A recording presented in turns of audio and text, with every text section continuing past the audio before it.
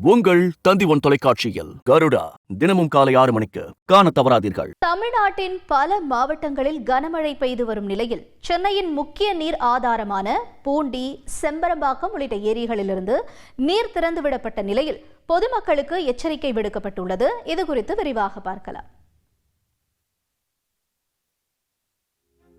நகர் பகுதியில் பரவலாக பெய்த மழையின் எதிரொலியாக பூந்தமல்லி பகுதியில் உள்ள பாரிவாக்கம் ஏரி முழு கொள்ளளவை எட்டியதோடு உபரி நீரானது பெருக்கெடுத்து போய் பாரிவாக்கம் சாலையில் சுமார் 1 கிலோமீட்டர் வரை சாலையின் 2 புறத்திலும் கரை புரண்டு ஓடவே வாகன ஓட்டிகள் சிரமத்திற்கு உள்ளாகினர். எப்பவுமே மழை பெஞ்சா அந்த இடத்துல தண்ணி தேங்கும், வண்டி போகாது, பஸ் வராது.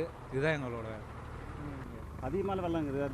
நேற்று அவ்வளோ இல்லையா, அதிகமாகுது. இதேபோல பொன்னேரி பகுதியில் பெருக்கெடுத்து ஓடிய வெள்ள நீரால் அப்பகுதி முழுவதும் கடல் போல் காட்சியளித்தது.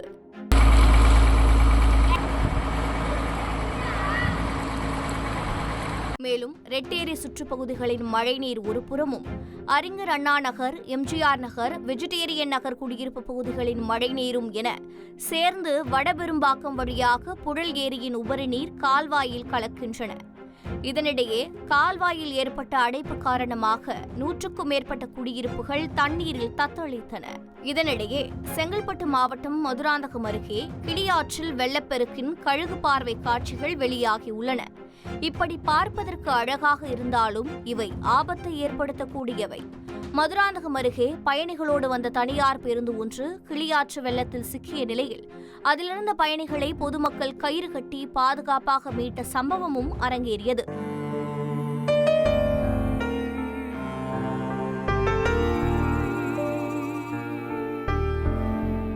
இதேபோல செம்பரம்பாக்கம் ஏரி திறக்கப்பட்டதை அடுத்து திருமுடிவாக்கம், சிறுகளத்தூர், நந்தம்பாக்கம், திருநீர்மலை, பல்லாவரம் தொகுதிக்குட்பட்ட அனகாபுத்தூர் பகுதியில் உள்ள அடையாறு ஆற்றங்கரை ஓரம் வசிக்கும் மக்கள் பாதிக்கப்படாமல் இருக்க முன்னெச்சரிக்கை நடவடிக்கை மேற்கொள்ளப்பட்டது.